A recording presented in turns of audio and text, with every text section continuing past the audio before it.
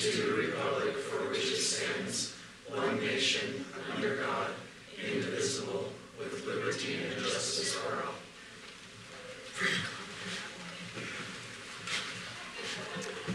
Thank you. Could I get a roll call, please? Chair Anderson. Here. Vice Chair Erickson. Here. Commissioner Tippett is excused. Commissioner Snell. Here. Commissioner Lidke. Here. Commissioner Edwards. Here. Commissioner Kasparian. Here. Thank you. Did everybody get a chance to review the minutes? Yes. Yes. Comments? I wasn't here for that meeting, so any comments? No, I thought No they looked comments good. here. I make a motion that we approve the minutes of October 22nd, 2025. Second. All in favor? Aye. Thank you very much. Tonight, we have public hearing and we have a couple of items. If you haven't signed in, I need you to sign in out here so that we can have accurate minutes and so forth. You can do it after. Just make sure you sign in for me. Thank you very much. Just a quick note, please make comments. Happy to have you here, first of all. Thank you for being here and being interested. Please keep your comments concise and short if you can. I think that's all. Yeah. We'll address afterwards, after the public hearing, we'll address some things if we need to. Anyway, first on the agenda is Leonard Sharp requests preliminary subdivision approval for a 3-lot subdivision located at 120 East, 7615 South in the single-family residential SF-1 zone. Johnny is presenting. Ta-da. Thanks, Chair Anderson. As you mentioned, this is for a preliminary subdivision. This is a vicinity map of the area. It's just east of State Street off of 7660 and 7615 South. Here's the proposed plat. It is. Back one. Yeah, go back one. Sorry. Sure. It's the one circled in, if this will work. Yep. And red. I don't want to know that. Okay. This is the proposed plat. It is 3 lots off of, and I'll kind of go here because it is kind of backwards. So the north is to the right. Yeah, to the right here. South is to the left. There's 2 lots, one on the 7615, which is 103, 101 off of 7660, and then a proposed flag lot here, 102, also off of 7660. Staff has reviewed these applications. We find that it complies with the subdivision ordinance, the lot standards for single-family residential 1, and the flag lot standards. I will note that the appeal authority did grant a variance for this for lot 101, as was noted in the staff report, due to the right-of-way there on that north end. So our recommendation to you is approval. And I will note we did receive some public comments over the last couple weeks. I sent the majority of those to you Monday evening for you to have a chance to review those before the meeting.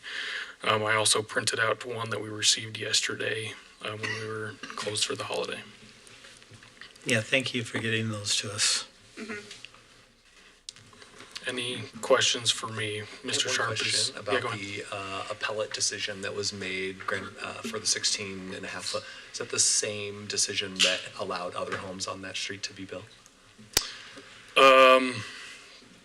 For prior subdivisions, I don't know if they went through that process. This one, it was specific to it as we recently adopted we overhauled the subdivision ordinance in the beginning of 2024, which ended up having stricter subdivision ordinance than was previous for those. Those subdivisions, for reference, were done almost 25 yeyears ago. So yeah, that was the grounds for this. Thanks, John. And Mr. Sharp is here if you'd like to have to ask him any questions as well. Okay. Thank you. Anything else? Thank you. Thanks, Johnny. Oh, Okay. no questions at this time. Thank you. Mr. Sharp, would you like to come up and talk to us? It's not required. It's just if you'd like to talk about the project or, okay. Okay, thank you. Let's open this to public hearing.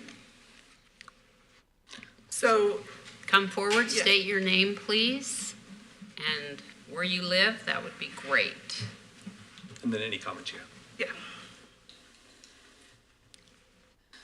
So I'm Aubrey Earl, and I live almost kitty corner to this lot. I think we came in and had asked pretty recently to see if perhaps the city would be interested in purchasing this plot of land to look at maybe making it into a park. This space has been really important to a lot of people in the neighborhood, and if we had our way, as you can see from that picture, it shows that there's a front lot and a back lot for most of the lots on that street. If we can't get the park option, we would much prefer, I'm speaking on behalf of a couple of people on the street that I've talked to, we would much prefer 2 lots instead of the 3, that front lot and back lot. For the reason that the decrease in construction, the decrease in packing homes really tightly in that space. If we did a front lot and a back lot, we felt like that would, I mean, if we can't get the park that we all dream of, if there's a possibility of decreasing the amount of homes that we're trying to shove into a space so that everybody has wider spaces, more open backyards, front yards, things like that. We would much prefer that to the 3-lot situation. So that is me and 4 other mothers on the street who are very interested in preserving the beauty and really the charm of that street. So that is, that's all that I would like to comment, is just an alternative option that would fit the street and the charm of that street a little bit better, in our opinion. So, thank you. Thank you. Thank you for being here. I appreciate that. Anyone else? Can you go back a couple pages on the...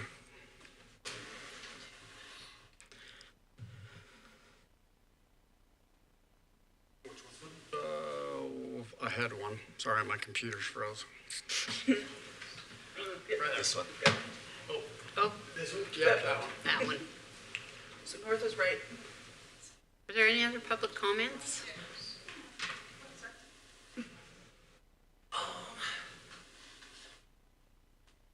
Hi, so I'm Josh Hartley. I also live on 7660. I would want it, I'm part of the group that would also want it to be a park. I understand there aren't funds for that. But just like every other plot on the entire street, they're all 2 lots. I'm not aware of a single plot on the entire street that is 3 lots. Not a single one. So, echoing Aubrey's comments in reducing construction time, all of that kind of stuff, it would increase, that street isn't a through street, so we enjoy not very much traffic. And if 2 homes, so I live on the one that would have 2 driveways, that is even more traffic for the kids that walk to the elementary school. So just bringing that up. Thanks. Thank you. Thank you Thank very you. much.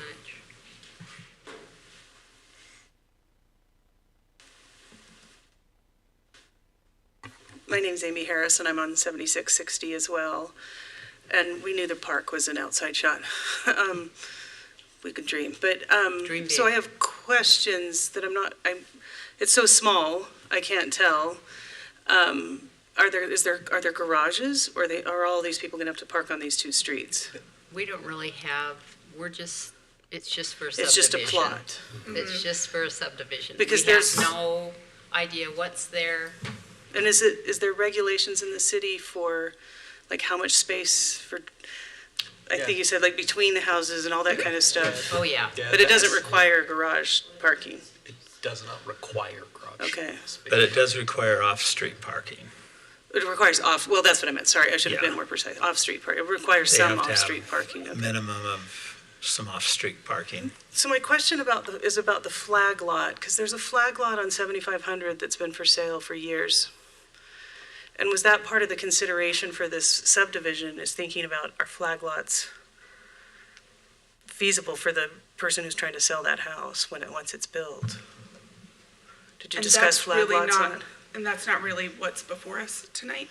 The flag, so you don't consider, it's We just don't what will consider fit how in the it- space, right? We consider the land use laws, Okay, but not necessarily what's going to be developed at this stage. This is a subdivision, so we've had flag lots come before us many times. right. So our recommendations aren't based on whether they can sell. That's not really our prerogative. It's whether it Right, so complies with, The owner. with the city ordinances, right? And then if it does comply, the city has nothing else to say about it once it complies with the city ordinances. Okay, all right, thank you.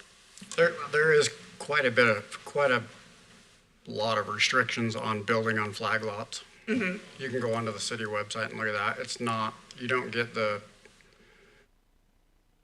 all the easiness of a normal lot.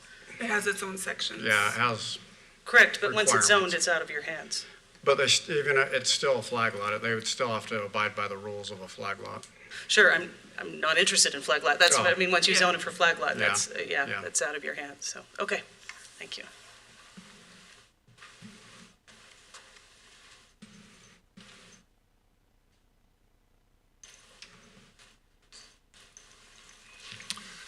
My name's William Ellis. I also live on 7660.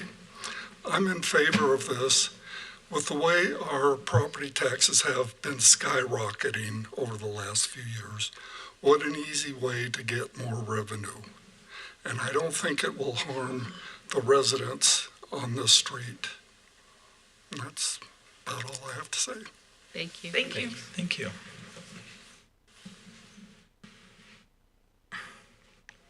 Anyone else?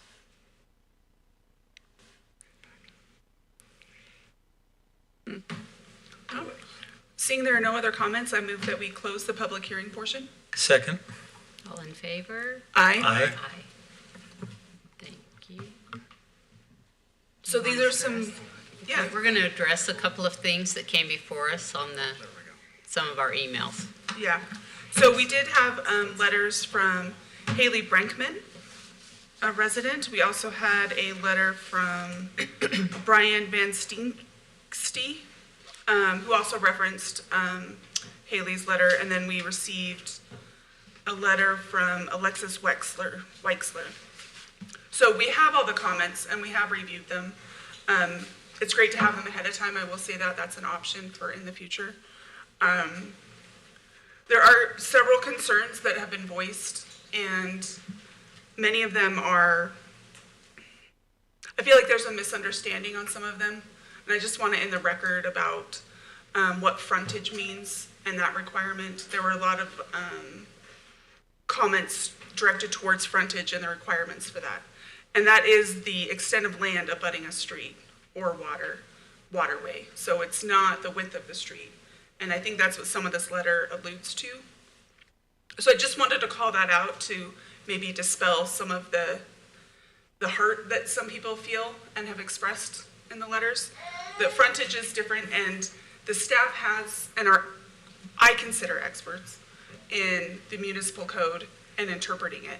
And when they considered all of the requirements and the maps presented in the application, they say that it complies.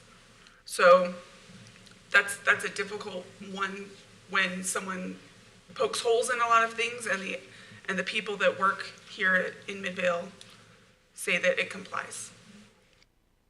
That's my 2 cents. Because I spent a lot of time on the letters to make sure that I understood them and was trying to understand the pain and the hurt that comes from them. I understand there's always a lot of emotion when these things go on, and you know, I mean, I grew up on 7660, and so that field has been there since my parents moved in, long time ago.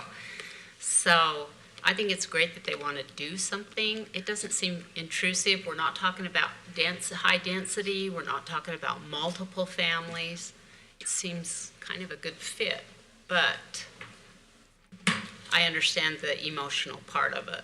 So we're aware of it, but there's a lot of these things we don't have control over. We're just looking at it saying, great subdivision, that's it. Now, as the process goes on, obviously we have to come back and say, does this meet approval? Does this frontage, is this, that kind of thing? And we have to look at all of it. We can't just, but it's further down the road. This is just the subdivision. So just to be clear about that, okay?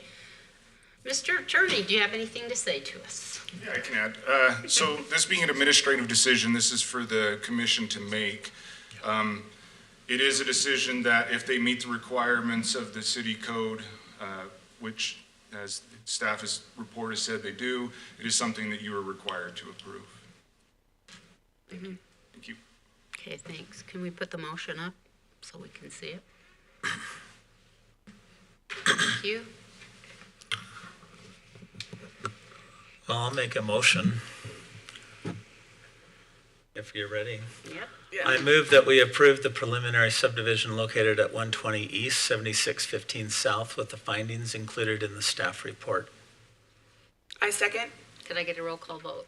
Chair Anderson, Yes. Vice Chair Erickson, Yes. Commissioner Snow, Yes. Commissioner Lidke, Yes. Commissioner Kasparian. Yes. The motion passes.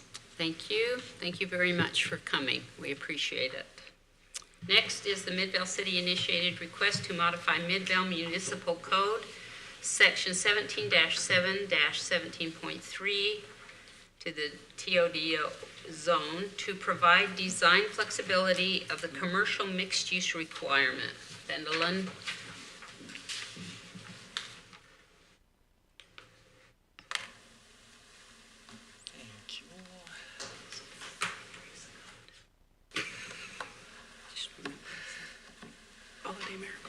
We had a little discussion about this item last time, and this is the outcome. And just to sort of get us warmed up, I just wanted to show you again what the TOD zone has in it. Two of those components are these maps which require mixed use in the shaded areas. The one area is basically anchored by the Fort Union track station, so immediately east of I-15, you could say. The other area is anchored by the Center Street track station.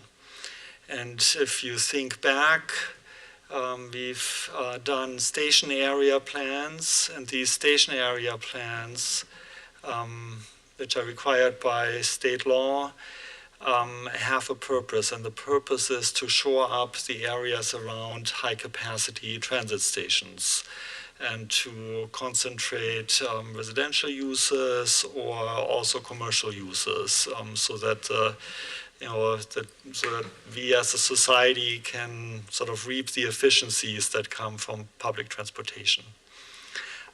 So in that context, we've looked at this, and we talked a little bit about commercial uses on the main floor, and our current requirement in the zone says that a minimum of 50% of the building footprint is supposed to be commercial, as defined in office, retail, or restaurant use.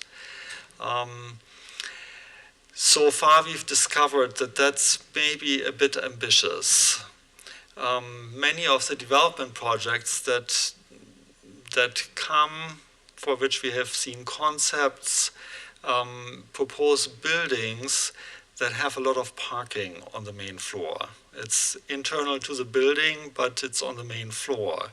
So if we as a city then require that 50% of the main floor should be in parking, should be commercial, then the economics for that don't really work as it is right now.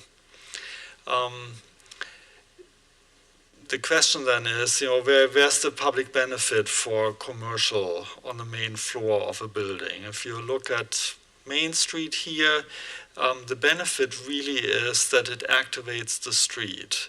Of course, there are other aspects, sales taxes, for example, but a lot of the benefit is really in activating the streets, that people come, they may go to one business, and then they go to another one, or they go to one restaurant, then they go buy themselves flowers, whatever it might be. So in order to capture this effect without requiring something that is really unrealistic in a way, we as staff are proposing this change here. And the change sort of flips the paradigm in this ordinance around a little bit. We're not looking at the percentage of the building footprint anymore, but of the street-facing building facade. And so the idea is to have that be 65% in these required areas. Then another change that you'll see in the proposed ordinance language is that not only do we not allow office uses on the main floor on Fort Union, but we expanded that a little bit. And let's see, this isn't, something is stuck. One. Somehow this is, here we go, now it's coming. Oh. Yep, thank you. So, that's fine. Stop it. Yeah, it's fine right now, I think. Okay. Thank you. So, the second principle that we are introducing here is that of clustering. So we are allowing some flexibility. Let's say you have a corner lot. That means there are two frontages on a public street. And we are saying in the ordinance, so a minimum of 50% of each frontage, no, that's the old one, 65 of the building facade of each frontage needs to be commercial. With the clustering, we are basically allowing the developer to put less on one side and more on the other side. It's pretty intuitive. It just introduces some flexibility. So one side could be 100%. The others, yeah, just could be commensurately less. Whatever works for that area. Yeah. So there's more of a, I guess a market type of idea where we are saying, developer, you hopefully know a lot more about this than we do, and what might be a good commercial space. Well, it makes sense just for parking, because when you use 65% or 50%, you've reduced the available parking, and so now we're going back to parking lots and large parking areas rather than hiding them underneath the building. Yeah. And so, yeah. Okay, thank you. Then the other aspect is that the element where we say that the building may not contain an office use on the main floor, that's expanded a little bit. Instead of just having that on Fort Union, so the area around the Fort Union track station, we are also making that a requirement for Center Street, which is, I believe, appropriate, since all of our efforts on Main Street will, sort of bleed out onto Center Street, and we want to just sort of keep that momentum going. So these are really all the principles behind the changes. There's just another change, and it's the same thing except the percentages are different. This is for the area where mixed use is not required, but if a developer chooses to give us a mixed-use building and hits a certain percentage, which is now proposed to be 40%, in the current language it's 25%, then we applied the same language in that section. So this is in paragraph H. What we just talked about is in G. Okay. So it's just the same language so that it's consistent, transferred also to the other paragraph. That's cleaning it up ahead of time. Yeah. Okay. So one thing that I haven't mentioned is that if we go back to the map, especially around the Fort Union track station, there are of course more roads there than just Fort Union Boulevard. And our transportation master plan designates different road classifications. If you remember, when we created the city's transportation master plan, there's what's called a functional classification map. And wait a minute, it's this one. And it designates streets in a hierarchy. And the new language builds that into the code as well. I mean, it's for the purpose of the clustering.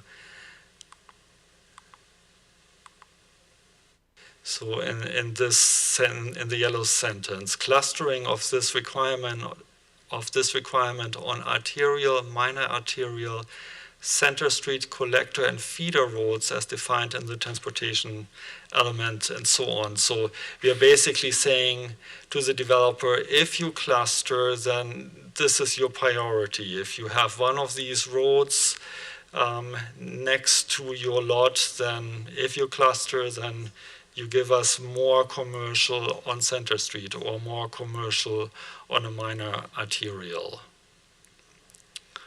So we've tried to sort of maximize the effect that we can get from this by doing that.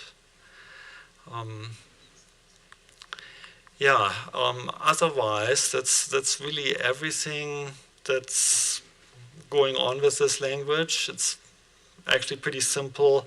I mean, it hits all the criteria in the zoning code that are, our sort of guideline for when we want to approve something and when we are sort of hesitant about it.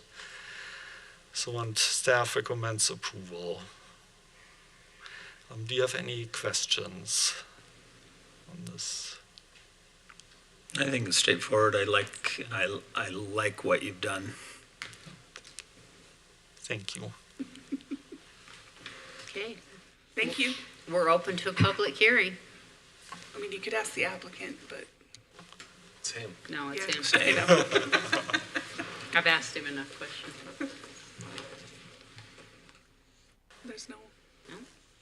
Seeing there's no public comment, I make a motion we close the public hearing. A second? All in favor? Aye. Thank you very much. This is a quick turnaround. Can we do a motion? Yeah. Unless you want to discuss them. Nope. No? No, I think it makes sense to me, and I think it helps clarify it, and I think it makes a better use of the property, and I like it in just the fact that if you keep it the way it is, then you're going to have larger parking lots outside the building rather than trying to minimize some of that, just having lots of parking lot instead of, more. I will say the clustering is a great idea just because of tenant improvement considerations. When a developer comes in, you're going to be able to fit a larger variety if you have a blanker wall versus just all windows meeting that requirement. So that's a great consideration that gives more flexibility that I think will help developers. Yeah, I agree. Okay. I move that we recommend approval of the Midvale City initiated request to modify Midvale Municipal Code Section 17-3-17.3 to provide design flexibility of the commercial mixed-use requirement with the finding noted in the staff report. Second? Can we correct the Yeah, Midvale code section. Municipal Code Section 17-7-17.3? Okay, yeah. Thank you. Do I need to re-say that? Okay, thanks. Thanks. Can I get a roll call vote? Chair Anderson, Yes. Vice Chair Erickson, Yes. Commissioner Snow, Yes. Commissioner Lidke, Yes. Commissioner Kasparian. Yes. The motion passes. Nice job, staff.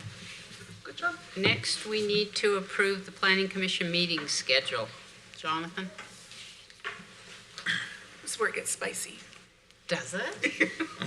Yeah, this is a brutal part of the meeting. Yeah. Pull up that calendar. Oh, So this is, as you guys know, you have to adopt a calendar for every year. These are the proposed days, staying consistent with the second and fourth Wednesdays that we usually do. If you look behind you, you might be able to see it a little better. There is 2 days that we have noted, depending on if you guys want to do them or not. May 27th and July 22nd, just due to proximity to holidays. If you would like to take them off the schedule now, you can, or we can just go by as projects come in, and if they're not needed, not hold it. So, I like that idea. up for your discussion. Fly by the seat of our pants. I don't anticipate that they're that close to those holidays. They're not. No, It's, I think we're further Yeah. away. yeah, it'd be great to just keep them on. Okay, I like then I'll give you consistency. this motion. I move that we approve the 2026 Planning Commission meeting schedule as included in the attachments. Second? Can I get a roll call vote? Chair Anderson, Yes. Vice Chair Erickson, Yes. Commissioner Snow, Yes. Commissioner Lidke, Yes. Commissioner Kasparian. Yes. The motion passes. Thank you. Let's have a staff update and other business. Whose business is this? None of your business. The city's business. Oh, okay. The city's business. We'll see it. Put those away. Oh, boy. Old nose. Yeah. We worked ourselves up. You got one more of these, if you remember. Yep. It's in the back of my car. So unless you want me to do this otherwise, I just wanted to just go through this real quick. There really isn't much left in the last chapters that pertains That's what I found. to you as the Planning Commission very much. I read it twice. Did you? I concur. So chapter 14 is about enforcement, and that is an interesting topic. Adam has lots of stories about enforcement and how hard enforcement can be. Main principles there's the criminal track and the civil procedure, and if you ever have questions, I'm sure Daniel can tell you a lot about it. The book basically says with the civil procedure, it's what we all know. You have weeds that are this tall in your yard. The zoning enforcement officer comes by, gives you a warning, maybe. Hopefully the weeds get taken care of. If they don't, then the next step is a fine. And that keeps on accumulating until hopefully the weeds disappear. So what if you keep getting fined and fined and fined and you don't do anything? What's the consequence? I mean, I'm just talking about 10th East. What is the consequence? So the city, Daniel, correct me if I'm wrong, or if the book is wrong, or both of us. At some point, the city can actually put a lien on the property. And then the fines remain. Yeah. And if it follows the criminal track, then it's, it goes to court, presumed innocent until proven guilty. Once the judge says you must improve and or there's a fine, then you're settled with that. But that, of course, requires a lot of resources on the city's end. And in general, this requires a lot of resources, more than I would have ever imagined, honestly. So. And more than we have allocated with our tax dollars. Exactly. But we can get very aggressive if we want to raise our taxes and quadruple the code enforcement department. Finding more and have it self-fund. True that. Bigger fine? But you don't get paid until the person sells the property or goes to refinance it. Then, and that again takes resources to get those in place. So, Sounds like a lot of life experience here. So, so the other item that I wanted to bring up is, of course, there's always an appeal possibility. An appeal in this case would go to the appeal authority, which is an administrative law judge that the city hires, basically. If that doesn't happen in the way the citizen would like it to, then there's another appeal possible, but then it goes to district court. So I think that's enough on that topic, unless there are any questions. Chapter 15 goes more into appeals, more into the detail, different types. I'm not sure that that's really relevant for us as the Planning Commission.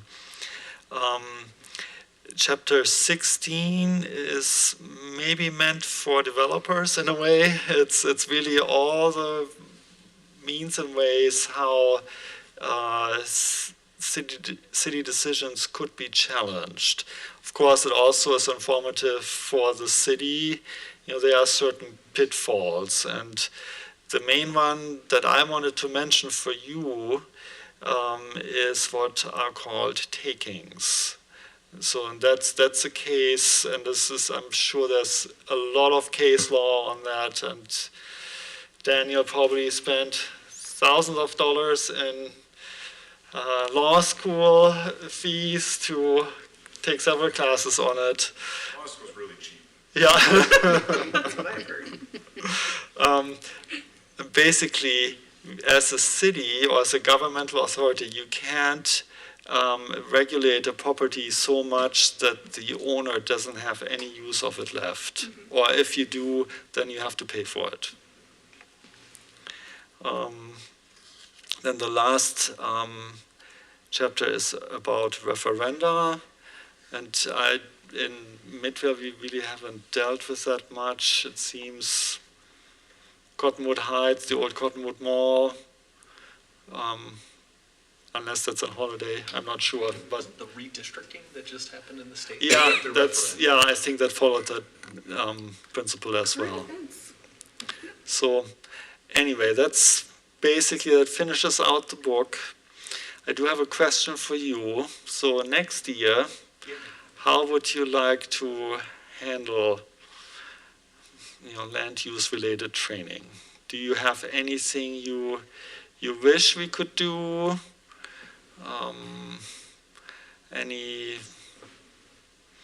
Any feedback?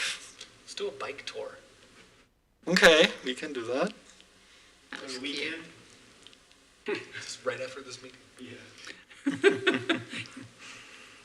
Wendell and I had a great time on the bike. Let's go to Disneyland. That's good. It has to do, well, there is land use in Disneyland too, so yes, we could do that, I guess, if we all paid our own way.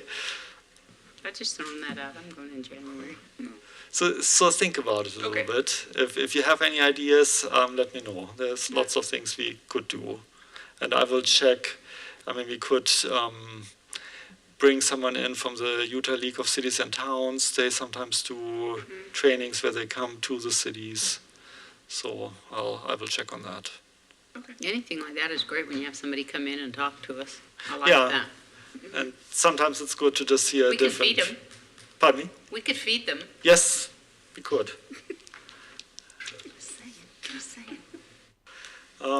Then with regard to department report, we are trying to work on sort of closing out, projects for the year. The development agreement, large-scale master plan, and the code change that went along with the Gardner Company's property just south of Ivy Drive, that abuts Ivy Drive. That will finally be on City Council agenda next week. So that's finally, everything is in place. So that's moving forward. And we are working on finishing up the applications for WFRC for funding of several projects. Everything that we submitted has made the first cut where WFRC has said, yes, you can keep on going with this. It fits the criteria of some of their funding programs. Then we had a training on title reports, and that was very interesting. We all learned. Put on by one of the commissioners? Yes, the one who's smiling. Yes. You should get credit. Yes, that was very informative. And we've also worked pretty hard on the Porter Rockwell study for the trail. That's been a little harder than everyone thought, including the consultant. But I think we're getting to the point where at least some good options are crystallizing.